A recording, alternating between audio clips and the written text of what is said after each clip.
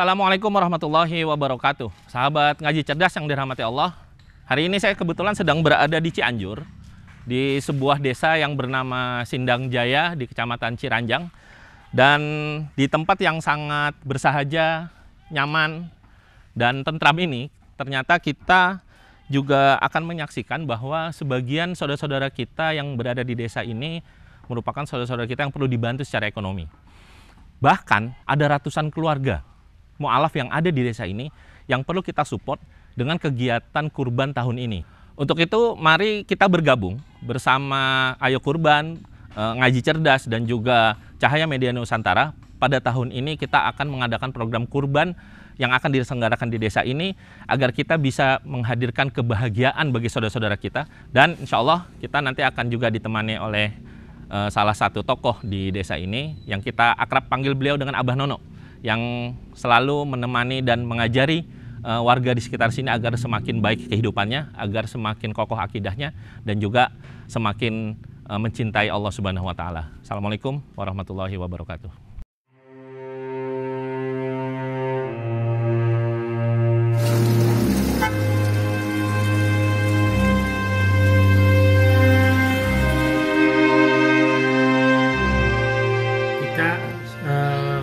Sudah sepakat untuk membina para mu'alaf, karena para mu'alaf di sini adalah khususnya adalah para duafa dan para yang harus dibantu oleh kita semua.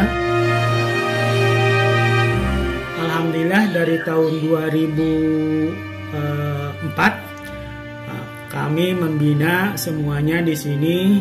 Adalah yang pertama itu adalah 4 kakak. Tahun 2015 sampai mencapai 200 kakak kurang lebih itu. Misalnya ya kalau mau ke kota kan nggak bisa, suami juga, anak-anak nggak bisa. Ya kalau di sini kan walaupun mungut sampah itu juga nggak jadi masalah, yang penting halal. Paling ya ntar aja nunggu Idul Adha baru kita makan daging. Kalau sehari-hari boro-boro buat makan daging. Beli beras juga udah alhamdulillah. Idul Adha ya mudah-mudahan kebagian, nggak tahu dari mana-mananya gitu. Makanya hewan kurban itu sangat dibutuhkan sekali. Bukan artinya kita itu butuh saja, sangat dibutuhkan sekali, karena para mu'alaf itu di sini itu termasuk ada semuanya itu adalah para duafa. Makanya kami sekali lagi memohon kepada para agnya untuk bersedekah ke kampung mu'alaf di Ciranjang.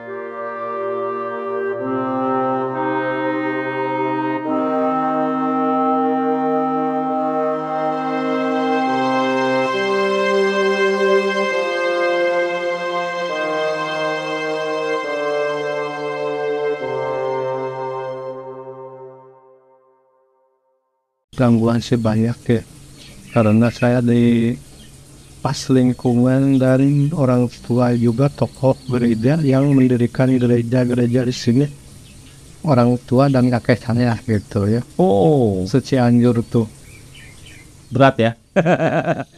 Iya, berat. dari kakek sama orang tua itu tokoh berat gereja ke Jawa Barat tuh ke sini. Itu orang tua saya. Di sini gereja kan sampai sekarang ada sekitar 15 gereja di lingkungan sini. Di lingkungan sini ya. Tambah yang baru-baru mah ya adalah 18 pemain bagus keras. Nah disitulah saya yang paling beratnya di situ, mungkin orang tua nggak setuju, nggak sehati dengan keadaan saya masuk, sehingga saya diusir dari tempat sini. Orang tua juga diusir, dan ya akhirnya saya dimasukin ke penjara. Bismillahirrahmanirrahim.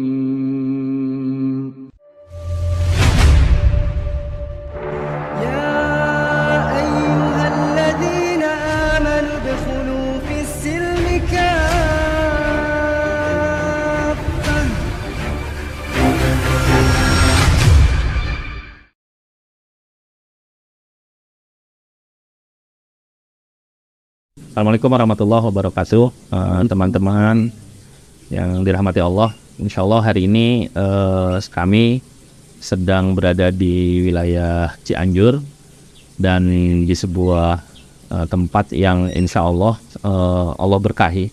Karena di tanah ini, di wilayah ini banyak sekali saudara-saudara kita yang beberapa tahun lalu belum memeluk Islam, dan hari ini mereka sudah bersama-sama dengan kita dalam hidayah Allah memeluk agama Islam, dan mudah-mudahan terjaga iman dan Islamnya sampai akhir hayat insya Allah. Amin ya rabbal alamin. Nah, bersama saya sudah ada Mantri Didi. Assalamualaikum Pak Mantri. Sehat, gimana kabarnya Pak Mantri? Alhamdulillah. Masya Allah. Kalau boleh tahu, Pak Mantri dulu tahun berapa masuk Islam? Kita masuk Islam tahun 2000. Tahun 2000 ya? Tahun 2000. Artinya dulu di wilayah ini boleh dibilang Pak Mantri duluan yang masuk Islam atau gimana? Iya, gitu. Orang pertama? Iya. Waduh. Orang pertama dan yang berani mendirikan musola di sini. Orang pertama dan berani mendirikan musola di tengah non-muslim yang ada tinggal di daerah sini ya. Itu Masya Allah ya, mujahid tuh kalau di dalam agama kita. Lalu kemudian hari ini sudah berapa kakak Pak yang muslim Pak? Kalau untuk di sini kan kebanyakannya dari 3 desa ini ada sampai 350 kakak. Dari 3 desa ada 350 kakak. Ya. Kalau untuk yang muslim lingkungan sini aja, ini satu ke RW-an, RW 9 ini ada 30 kakak. Ada 30 kakak. Dari 400 kakak RW yang masuk muslim baru 30 kakak. Baru 30 kakak dari 400 ya. Ya. Jadi boleh dibilang belum 10% ya. 10%. Jadi perjuangan masih panjang ya, mudah-mudahan jadi amal soleh Pak Mantri nih. Amin. Masya Allah. Nah, dulu kalau boleh cerita sedikit Pak Mantri, apa yang membuat Pak Mantri memutuskan untuk memeluk Islam di tengah orang pada saat itu belum ada yang memeluk Islam di sini ya Pak? Iya, betul. Ya mungkin dari orientasi pergaulan juga dan perbandingan lah gitu. Dari tani dan dibandingkan Al-Quran Muslim. Nah itulah yang bikin saya tertariknya. Oke. Jadi karena membandingkan ajaran agama sebelumnya dengan agama Islam gitu ya, yang dirasa lebih menenteramkan hati. Iya, betul. Masya Allah. Amin. Kalau perjuangan setelah masuk Islam itu apa yang dirasakan oleh Pak Mantri? Pernah ada gangguan fisik kah? Gangguan lainnya gitu? Gangguan sebanyak ya. Karena saya di pas lingkungan dan orang tua juga tokoh gereja yang mendirikan gereja-gereja di sini, orang tua dan kakek saya gitu ya. Oh, Cianjur tuh berat ya? Iya, berat. dari kakek sama orang tua itu tokoh berat gereja Jawa Barat tuh ke sini. Itu orang tua saya. Ke sini gereja kan sampai sekarang ada sekitar 15 gereja Di lingkungan sini ya. Tambah yang baru-baru mah ya adalah 18 Kemembang Sekaras. Dan disitulah saya yang paling beratnya di situ, mungkin orang tua nggak setuju, nggak sehati dengan keadaan saya masuk, sehingga saya diusir dari tempat sini. Orang tua juga diusir. Dan ya akhirnya saya dimasukin ke penjara lah gitu selama 8 bulan tuh. Karena apa Pak? Kok bisa masuk penjara? Karena saya dulu disekolahkan sama gereja, dari sekolah kuliah sampai keluar kuliah tuh sama ditanggung sama terus. Oh, dibayarin gereja, tiba-tiba keluar dari targetnya ya. Maka dulunya dikuliahkan sambil karena Maranatha itu kan ambil penginjilan, banyak kan dari penginjilan ya. Emang yang pokok utamanya sih medis ya, cuman dari medis itu diambilinnya sama penginjilan. Nah makanya saya juga dulu pernah ditempatkan di Cidaun, karena Cidaun kan lokasinya kampung. Itulah untuk menjalin, ternyata gagal, pindah ke sini, dari sini gagal juga, akhirnya saya loncat, enggak mau, mungkin lebih parah gitu.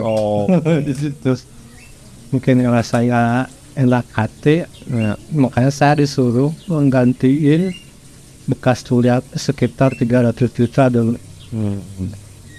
Dan yang akhirnya saya dimasukin Kalau secara kondisi rata-rata lah Pak, ekonomi dari 30 kakak muslim kita yang tadi itu kira-kira kondisi ekonominya seperti apa Pak? Ya, kalau dibilang ekonominya sih memprihatinkan ya. Karena pemburu semua, kuli semua. Buruh kuli. Buruh kuli. Oke. Kebanyakan buruh kuli sini. Mereka tinggal di sini atau ada yang merantau gitu Pak? Tinggal di sini. Tinggal di sini ya. Kebanyakannya juga akan didukung sama ADM-nya juga mungkin ada kurang gitu.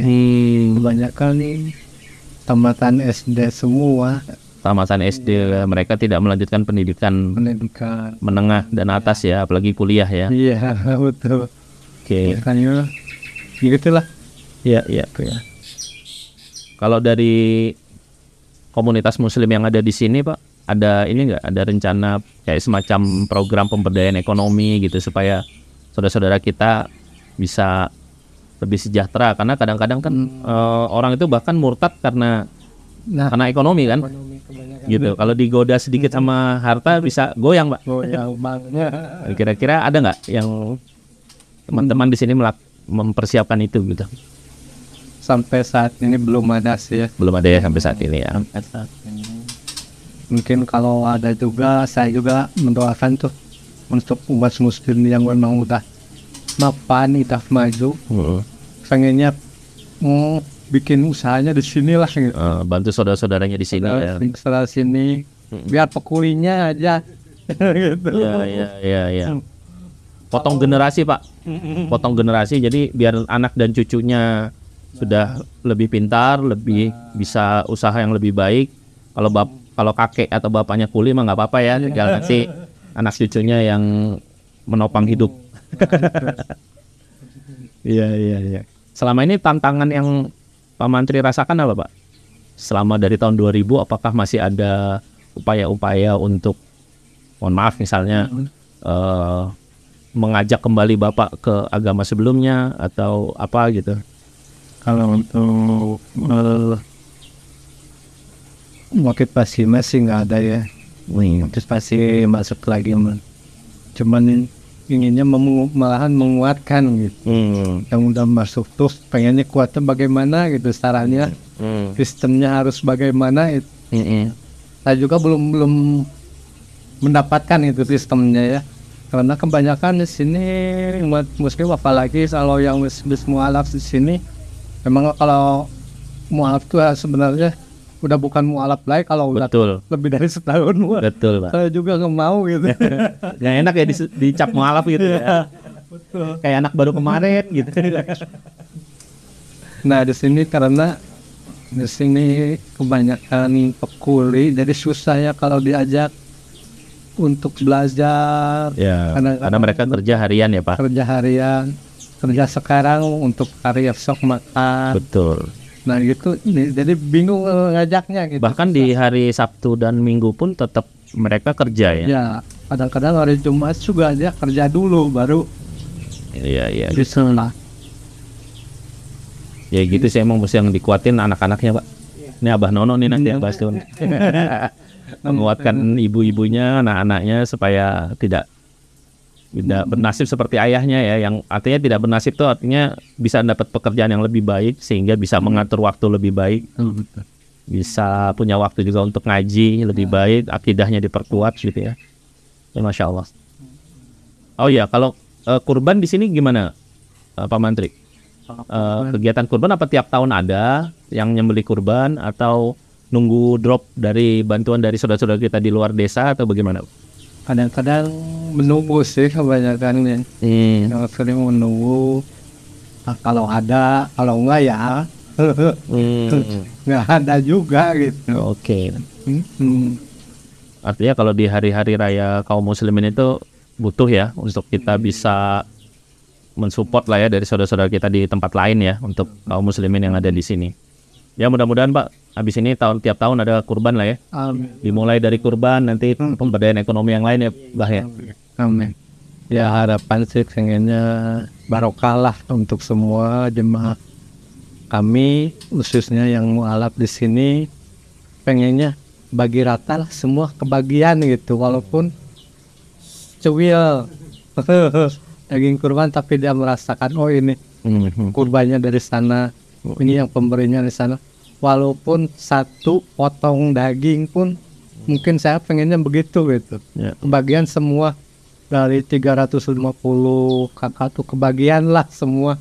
Kalau untuk jiwa sih 500-an ya, udah sekitar 500 per kakak aja gitu.